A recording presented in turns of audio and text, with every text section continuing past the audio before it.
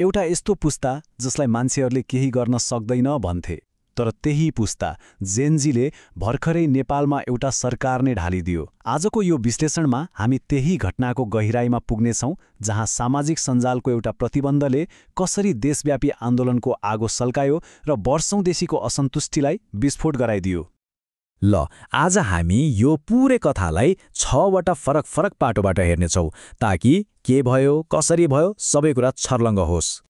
यो कथा सुरु हुन्छ जेनजी पुस्ताबाट, मतलब सन् 1997 देखि 2012 को बीचमा जन्मेको एउटा बिल्कुलै नयाँ शक्ति।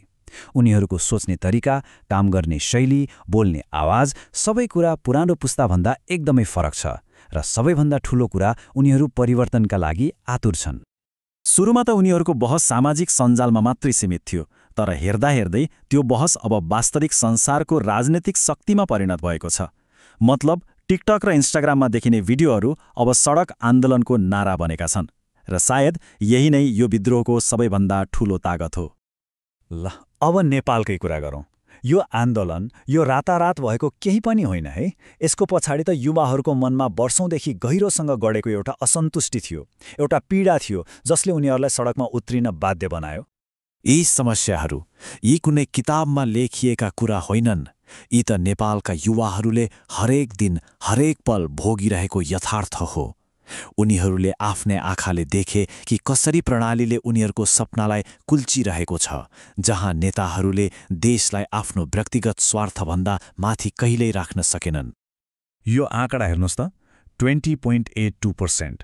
यो केवल एउटा नम्बर मात्र होइन, यो नेपालको एउटा डरलाग्दो वास्तविकता हो।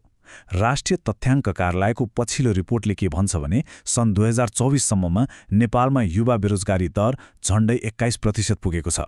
यसको मतलब के हो? हरेक 5 जना युवा मध्ये 1 जना बेरोजगार छ। सोच्नुस् त, यो पीडाले उनीहरूमा कति ठूलो आक्रोश जन्मायो होला। र यो निराशा कति गहिरो छ भन्ने कुरा त यो घटनाले झनै स्पष्ट पार्छ। सन् 2024 को सुरुसम्ममा 15,000 भन्दा बढी नेपाली युवाहरू केही पैसा कमाउनकै लागि युक्रेनमा लड्न रुसी सेनामा भर्ना भए।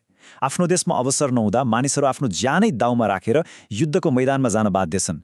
यसले देशको आर्थिक अवस्था कति नाजुक छ भनेर प्रष्टै देखाउँछ, होइन र? आन्दोलनमा देखिएको यो एउटा नाराले असमानताको खाडललाई एकदमै मार्मिक ढङ्गले देखाउँछ। एकातिर नेताका छोराछोरीको त्यो विलासी जीवन, अनि अर्कोतिर आम नेपाली युवाको सङ्घर्ष र बलिदान हो। यही विभेदले त हो आन्दोलनको आगोमा घिउ थप्ने काम गरेको। अब हेर्नुस्, वर्षौंदेखिको असन्तुष्टि भित्रभित्रै त सल्किरहेको थियो, तर सरकारको एउटा निर्णय, केवल एउटा निर्णयले त्यो सानो झिल्कोलाई डडेलोमा परिणत गरिदियो। त्यो निर्णय थियो सामाजिक सञ्जालमाथि प्रतिबन्ध। यहाँ देखाइएको घटनाक्रम अहिलेलाई काल्पनिक हो, तर नेपालको अहिलेको राजनीतिक र सामाजिक अवस्था हेर्दा यो कुनै पनि बेला यथार्थमा बदल्न सक्छ। आउनुहोस् एकछिन कल्पना गरौँ यो कसरी भयो। नोभेम्बर 2023 मा सरकारले सोशल मिडियालाई स्थानीय रूपमा दर्ता हुन भन्छ, अनि सेप्टेम्बर 3, 2025 मा फेसबुक, इन्स्टाग्राम, युट्युब जस्ता 26 वटा प्लेटफर्म बन्द गरिदिन्छ। त्यसको 5 दिनपछि सेप्टेम्बर 8 मा काठमाडौँमा भएको शान्तिपूर्ण प्रदर्शनमा प्रहरीले गोली चलाउँछ, र भोलिपल्टै सेप्टेम्बर 9 मा देशव्यापी आक्रोशको अगाडि झुकेर प्रधानमन्त्रीले राजीनामा दिनुपर्छ। सामाजिक सञ्जालमाथिको प्रतिबन्ध त एउटा झिल्को मात्रै थियो, तर यसले पहिलेदेखि नै दिक्क भएका जनतालाई एकै ठाउँमा ल्याइदियो। सेप्टेम्बर 8, त्यो कालो दिन, जब प्रहरीको गोली लागेर कम्तीमा 19 जना प्रदर्शनकारीको ज्यान गयो।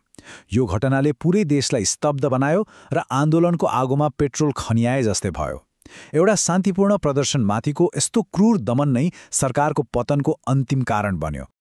तर यो विद्रोह यो केवल एउटा सरकार वा एउटा निर्णयको विरुद्ध मात्र थिएन। यो त त्यो पुरै पुरानो राजनीतिक संरचना विरुद्ध थियो। दशकौंदेखि सत्तामा टाँसिएर बसेका उही अनुहारहरू विरुद्धको विद्रोह थियो। यहाँ एउटा प्रष्ट खाडल देखिन्छ। एकातिर दशकौंदेखि सत्ताको स्वाद चाखेका उही अनुहारहरूको परिक्रमामा रमाएका पुराना नेताहरू थिए, अनि अर्कोतिर पारदर्शिता, जवाफदेहिता र सबैभन्दा महत्त्वपूर्ण नयाँ नेतृत्वको माग गरिरहेका युवाहरू। यो लडाईँ वास्तवमा दुई फरक पुस्ताको सोच र मूल्य मान्यता बीचको टक्कर थियो। अनि समस्या कुनै एउटा नेता वा पार्टीमा मात्रै सीमित थिएन। यो त पुरै प्रणालीमा जड गाडेर बसेको थियो। हेर्नुस् त, देशका तीनवटै प्रमुख राजनीतिक दलका शीर्ष नेताहरूमाथि भ्रष्टाचारको कति गम्भीर आरोप लागेको थियो। यसले के देखाउँछ भने भ्रष्टाचार कुनै संयोगले भएको होइन, बरु प्रणालीको एउटा अङ्ग जस्तै बनिसकेको थियो र यही कुराले युवाहरूलाई सबैभन्दा बढी निराश बनाएको थियो। यो तथ्याङ्कले त झनै अचम्मित बनाउँछ। लोकतन्त्र आएको 17 वर्षमा नेपालको सरकार 13 पटक फेरियो, तर सत्ता त उही केही गनेचुनेका राजनीतिज्ञहरू बीच घुमिरह्यो।